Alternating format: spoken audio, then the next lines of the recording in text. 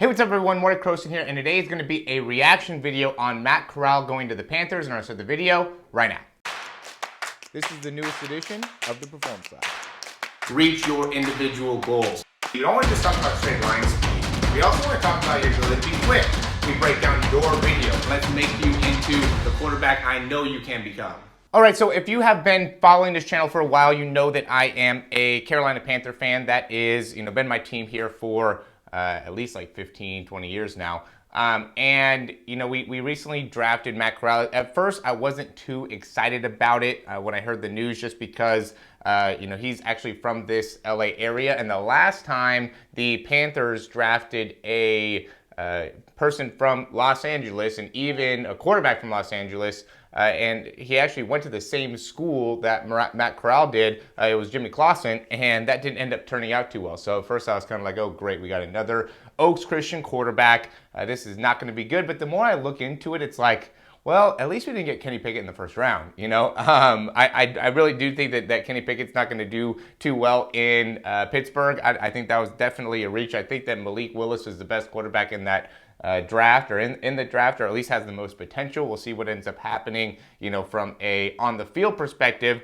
And I did make a video earlier, or I guess at the end of last year, talking about how I thought Matt Corral was the best quarterback, going into the draft, or at least potentially can be, because he has, one of the strongest arms. And I do remember when he was at Oaks Christian, he just made some unbelievable plays, some unbelievable throws, some unbelievable plays. So, there's part of me that as time's gone on, it's like, you know what, maybe Matt Corral will end up working out well in Carolina, especially watching some of his highlights, just because he did a great job at the end of games, which I think is really important when you talk about quarterbacks able to transfer to the NFL or transitioning into the NFL. And his mechanics are not great. I think he can be a lot more sound mechanically. I don't know exactly what he's doing to be able to work on his mechanics in order to improve in that area, but just with some of the things that he's doing from a quarterback or from a throwing perspective, or some of the success that he already had as a quarterback, I think that gives a lot of great opportunity to be able to, have a lot of success at the next level. Okay, he does have a really strong arm. He does get himself into a great position within his wrist. I think he does do a good job of utilizing the lower body. He did play with Lane Kiffin, right, which is one of the best offensive minds in college football. And, so I think he'll be able to transition into the, Panther system well. They ended up getting him at the end of the third round, so he is considered kind of a steal there just because of how low he ended up dropping. I definitely think he's going to end up being better than Desmond Ridder. I'm very curious to see what ends up happening with Malik Willis at the Titans. It's like that could potentially be very, very scary, in my opinion. But yeah, I'm actually pretty, as time has gone on, I really like that Matt Corral is going to the Panthers. I think that can potentially work out really well. You can see he's a little inconsistent with that front hand, that front arm. He does a great job, though, shifting all of his weight onto that front leg. Right, he does have a little bit of that like pitcher type of a throw, but he does do a good job. When he's loading, you can see, as he's getting himself ready, he keeps a lot of that weight back, and then he gets a lot of rotation in that hip, and then he's also able to get a lot of rotation in the spine, and gets again a lot of external rotation within the arm. And so all those things end up being really important. And the big reason why, and this is something I've been talking about with the throw for a while, is like things like the importance of external rotation and why, you want to get there. And it really ends up giving yourself the opportunity to generate a lot of internal rotation velocity, right? That's an important part of being able to, generate forces. How much internal rotation velocity can we create? So we have, good stretch in the arm, and then immediately going into, internal rotation within that arm. And you can see he does a good job of being able to come forward through the arm and also rotating through the arm. So it ends up being, a multiplanar movement pattern, which really makes it so you can have a lot of force on it, a lot of velocity on it, right? So, I think from a arm strength perspective, he's going to, it's not going to be an issue. And he can run, he's not a great runner, but he can run.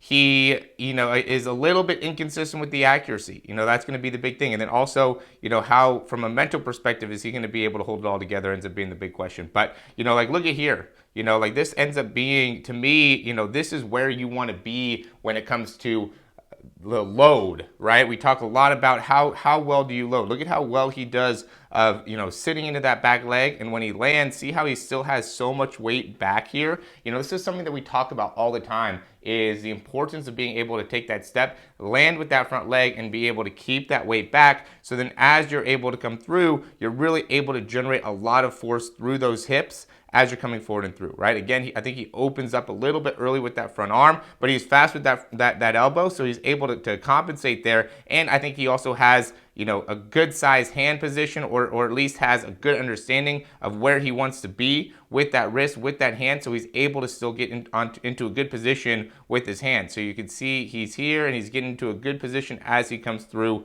that throw. So it ends up being a great, or his mechanics don't end up being bad just because of where he comes in and gets to right before that release. And at the end of the day, I'm trying to give you the most effective strategies for how to get to positions like this, right? Where you can come down on the football. Okay, see how he's doing that and how he's rotating and coming across. So he's getting really a multi-planar action within that arm, within that shoulder, and he comes down and uses that spine to come through. Again, he has a little bit of that pitcher style within the throw, but that doesn't end up being something that is super negative as long as you're able to generate the velocity, and as long as you're able to, as long as you have the strength within that upper body to then also be able to throw the ball deep. So, I do, again, think that this ends up being a good pickup for the Panthers. I am excited about this, or the possibilities of what this can end up being. I hope that he's able to come in and battle with Sam Darnold right away and be the starter right away. That would be great. I'm not too confident in Sam Darnold overall,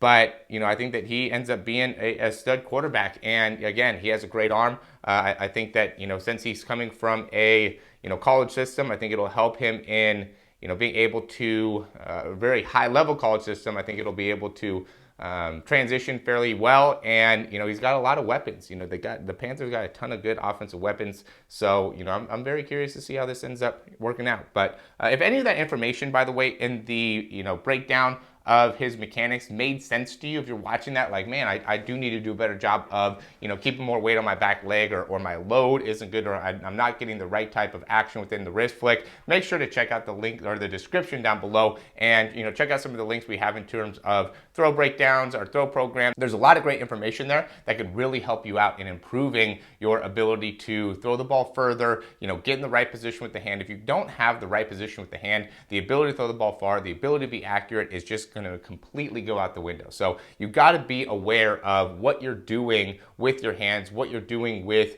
your body, how you're generating the rotation, and really a lot of the kinematics behind it, right? The system of how you are generating force throughout the body. And you can do that effectively, and you could do it consistently. It makes a big difference in being able to throw the ball far. So as always, guys, thanks for watching. Like the video if you like the information. Subscribe to the channel. That helps us out a ton. Check out the description, and we'll talk to you soon.